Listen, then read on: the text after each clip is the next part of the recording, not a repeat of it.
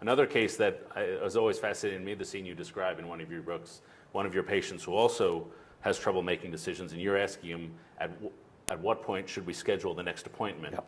Tuesday or Wednesday, and as you describe it in the book, he spends, I think, 20 or 30 minutes saying, well, Tuesday has this advantages, Wednesday has this advantages, unable to make up his mind. Right, exactly. And that is a very illustrative example because it shows you on the one hand that the cognitive abilities, the ability to manipulate data and to make analysis of costs and benefits in a very cold way is maintained.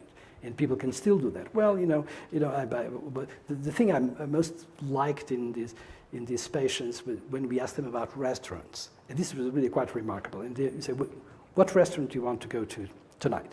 And said, "Well, we could go to this one." And they said, "But I take it that this restaurant has been rather empty recently, so that's probably a bad sign.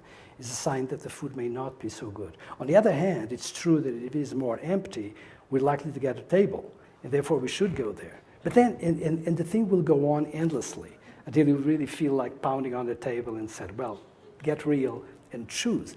But the reason why they can't choose is that they haven't got this sort of lift that comes from emotion. It is emotion that allows you to mark things as good, bad, or indifferent, literally in the flesh.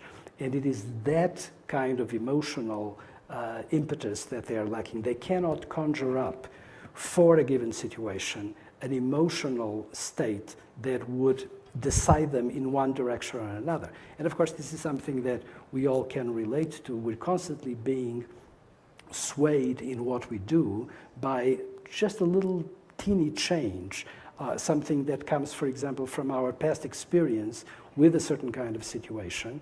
But what we remember from a previous situation that is like that is not just the facts, not just the outcome that it may be good or bad. We also remember whether or not what we felt was good or bad.